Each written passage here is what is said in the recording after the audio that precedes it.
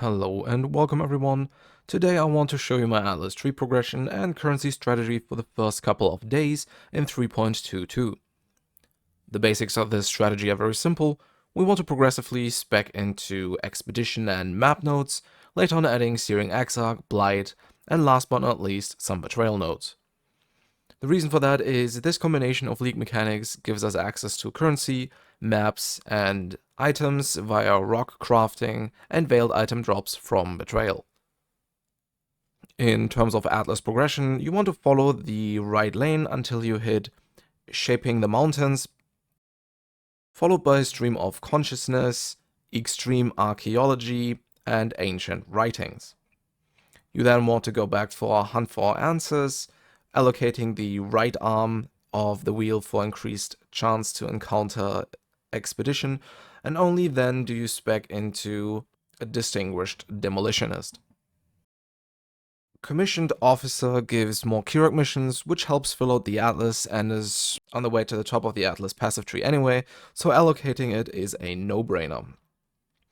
The next node we want is Shaping the World, including the small passive next to it, to get access to higher map tiers, and of course for connected map drops. We follow this up with Buried Knowledge, while allocating the left arm of the wheel for additional expedition chance once again. We round out the first half of the tree by speccing into Shaping the Skies and Covert Stakeouts to start encountering Yoon more frequently, and then allocate a noble guest and Scratching up the ground in the last expedition cluster. We now have a decent chance to encounter a fully fleshed out expedition, roughly 2/3 of the maps, without any further investment of course, and our maps have a 70% chance to be one tier higher, which helps progressing our Atlas further. The other half of the Atlas tree progression revolves around Blight and Searing Exarch nodes. Searing Exarch is usually more approachable than Eater of Worlds for most builds, including minion builds, and gives access to valuable currency like Chaos Orbs, Orbs of Unmaking, and Awakened Sextants.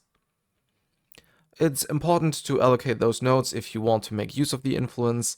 Alternatively, you can wait and use Maven or Eater of Worlds influence to progress those mechanics first, by utilizing either Destructive Play or the Eater of Worlds cluster respectively.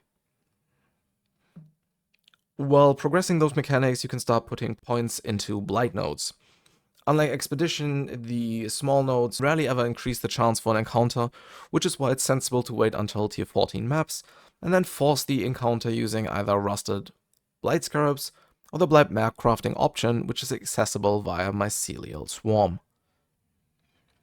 After getting Epidemiology and Mycelial Swarm, you should go with a Sturdy Construction and potentially Cassia's Pride. Whether you want to allocate the Keystone depends on your build's ability to handle the Blight encounters. If you're still struggling, I would definitely give it a try. You should then finish the Blight nodes by allocating Blight Spawn and Distilled Fungus. Fungal Bloom is something I don't really recommend. As I mentioned earlier, the small nodes rarely ever increase the chance of a Blight encounter, meaning we have to force the mechanic anyway, making those points flat out useless. The last part of the strategy includes connecting the top parts, speccing up the nodes in the center to make room for the nodes that block league mechanics, while also increasing the chance to encounter other content. You want to allocate all hands once you no longer need Kirok missions, and rearrange the right side of the Atlas passive tree to get access to important Betrayal nodes to boost Yoon encounters further. The maps are run as Alk and Go, and in general with either a rusted Blight Scarab or the Blight Mapcraft once you've reached tier 14 maps and have invested into roughly half of the Blight nodes. Just make sure to spec out of Stream of Consciousness if you want to use Scarabs to force the Blight encounter. The logbooks and Blighted maps can either be sold, run, or stored for later usage, which allows you to customize your League Start experience based on your own preferences. Outside of that, there's also the new league mechanic, but at this point, it's hard to tell how rewarding it will be. That's pretty much it for the video. If you have any questions or suggestions, you can leave them in the comments. I'll try to get to them as soon as I can. I've also compiled a list of minion league starters, and I'm currently waiting for the PoE updates to drop so I can finalize my video. I would like to thank my patron for their ongoing support. If you want to support my work or connect with me and my community, you can check out my socials including Twitch, Discord and Patreon on my channel page or in the description of this video. Hope you liked it, and I'll see you in the next one.